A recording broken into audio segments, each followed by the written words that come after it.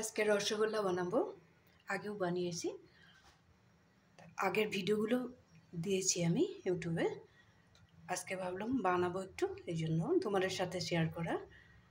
এখানে আমি 2.5 লিটার দুধ নিয়ে নিয়েছি। দুধটা প্রায় গরম হয়ে গেছে, এখন গ্যাসের ফ্লেমটা একটু কমিয়ে দেব। এখানে আমি এতটুকু সাদা ভিনেগার নিয়ে নিয়েছি। এখানে সম পরিমাণে একটু জল দিয়ে দেব।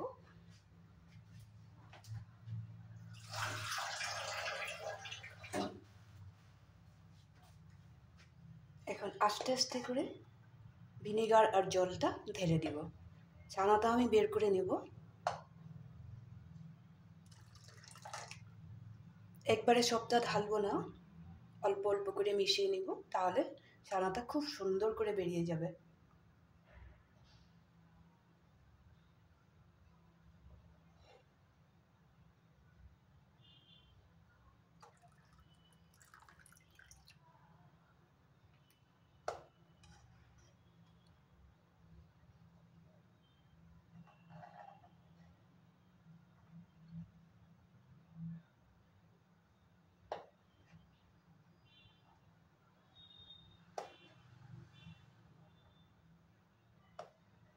আস্তে আস্তে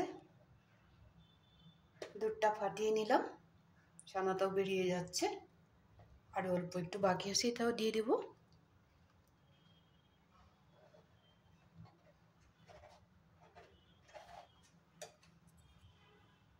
এখন হাতাটা দিয়ে খুব সুন্দর করে মিলিয়ে নেব।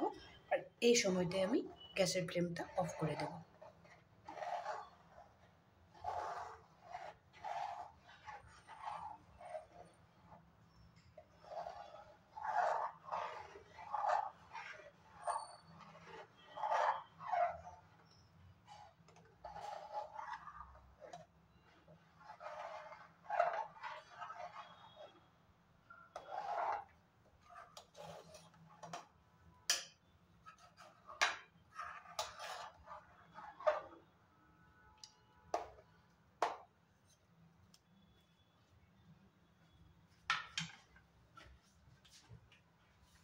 এখন আমি এরকম একটা স্ট্রেনারে ছেঁকে নিব, ছানাটা বের করে নেব।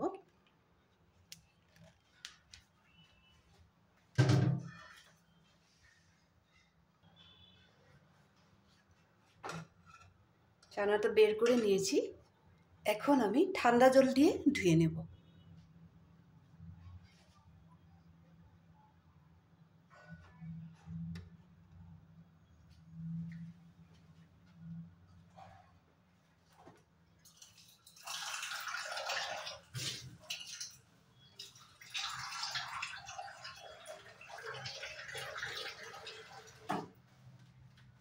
এই সময়টাতে ভালো করে যদি ধুয়ে না নিই, তাহলে ভিনেগারের যে টক ভাবটা থেকেই যাবে, আর মিষ্টিগুলো খুব একটা ভালো হবে না।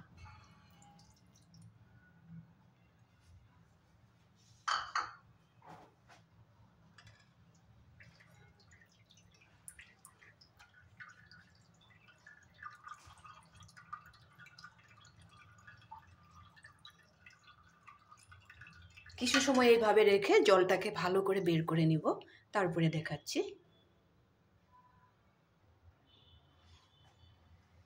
জলটা ভালো করে ছেঁকে নিয়েছি। এখন এই ধরনের একটা শপিং বোর্ড পেতে নিলাম। এখানে আমি ছানাটা বের করে নেব। যেভাবে আমরা মসৃণভাবে আটা আর ময়দা মেখে থাকি, ওইভাবেই ছানাটাকে আমি খুব সুন্দরভাবে মেখে নিব। প্রথমে বের করে নেব।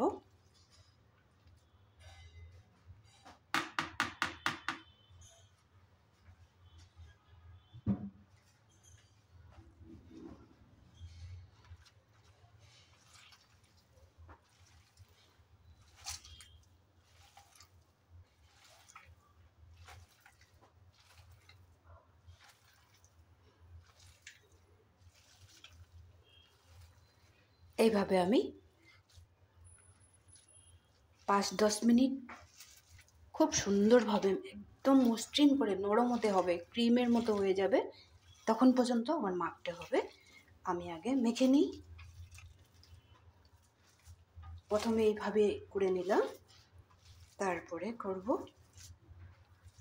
হাতের এই জায়গাটাতে এইভাবে নিয়ে এইভাবে আস্তে আস্তে করে মেখে নেব।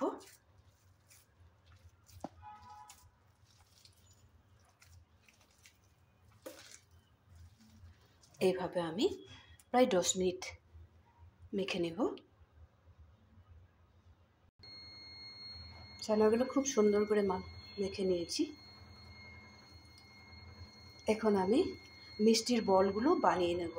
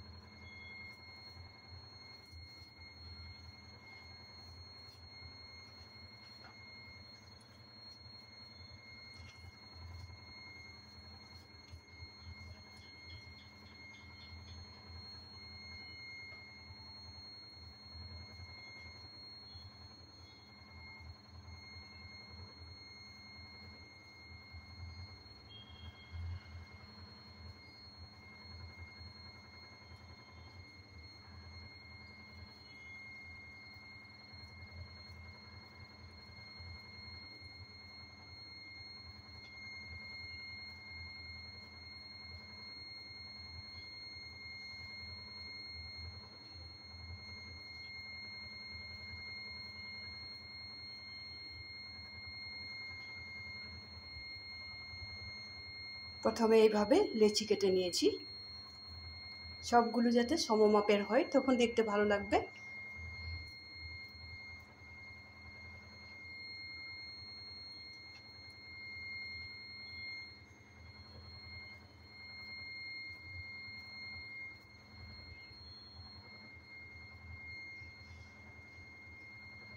এখন আমি ফাইনালি গোলাগুলো রেডি করে নেব। এইভাবে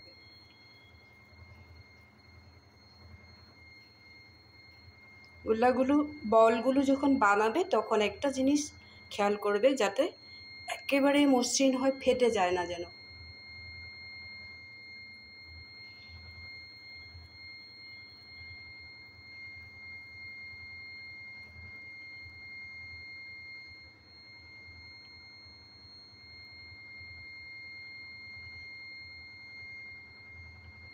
এই ধরনের হবে। এইভাবে আমি গোলাগুলো রেডি করে নেব।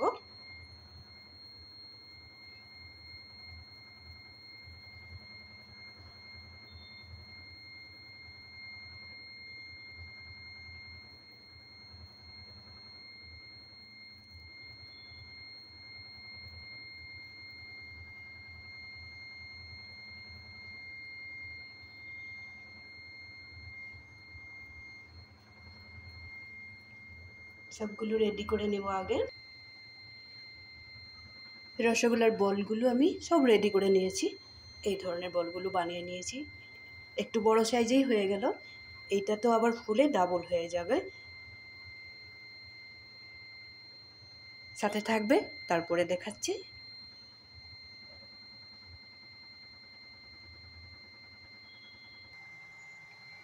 এখানে আমি নিয়ে নিয়েছি 4 বাটি জল। এই বাটির মাপে 4 বাটি জল নিয়ে নিয়েছি।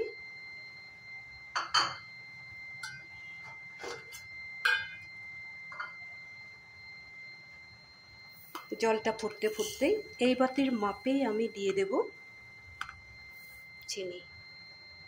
একটু কমেই দেব।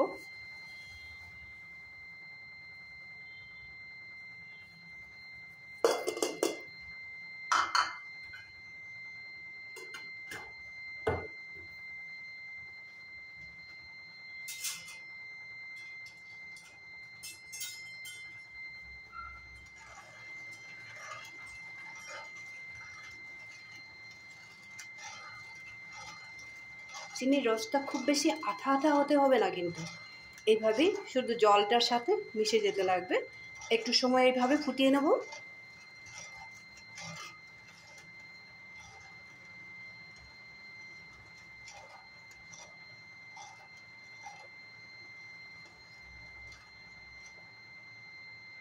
চিনিটা জলের সাথে গলিয়ে নিলাম ভালো করে। আরও একটু সময় ফুটুক।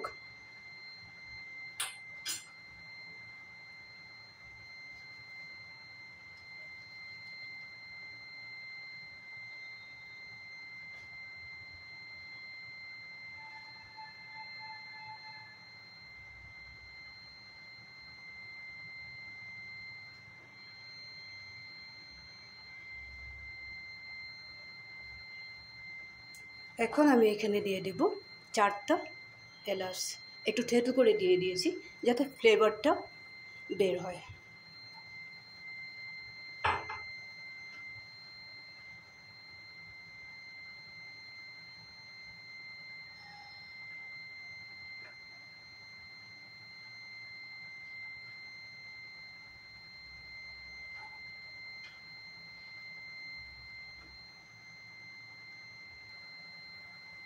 চিনির জলটা রেডি হয়ে গেছে।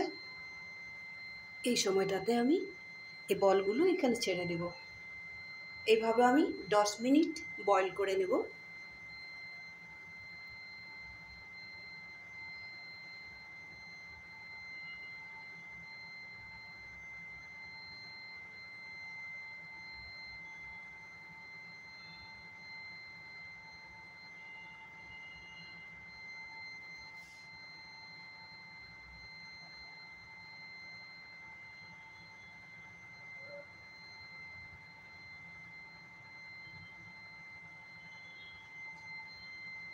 এই সময়টাতে গ্যাসের স্টিমটা পুরো বাড়িয়ে দেওয়া আছে।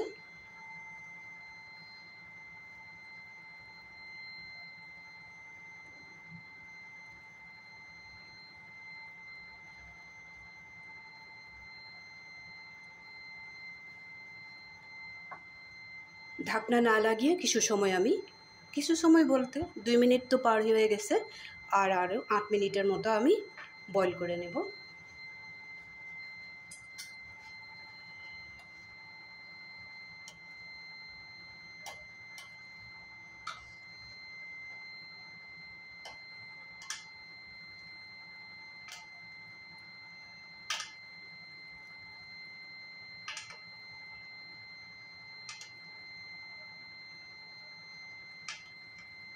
চারিদিকে যাতে সমানভাবে বয়েল হয়, যার জন্য উপরে এইভাবে চিনির চিরাটা দিয়ে দিয়েছি।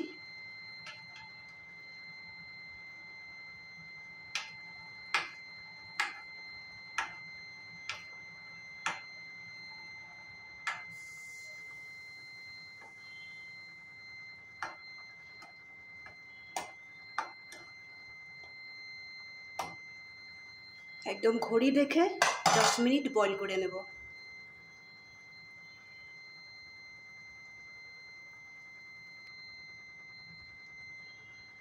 রসগোল্লা আমার প্রায় রেডি হয়ে গেছে। এখন আমি গ্যাসের স্টিমটা একদম কমিয়ে দিলাম। কমিয়ে দিয়ে আরও 5 মিনিট বয়েল করে নেব, তারপরে নামিয়ে রাখবো।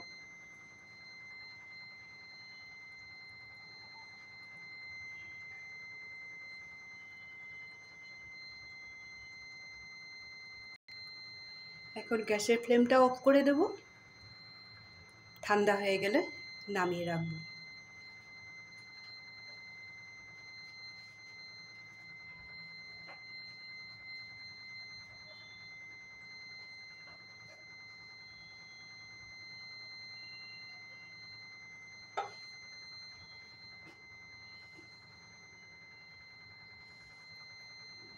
দেখো কি সুন্দর করে বয়েল হয়ে গেছে। একদমই গরম, যার জন্য ধরে দেখাতে পারছি না, তাও দেখিয়ে দিব। দেখো কত সফট হয়েছে।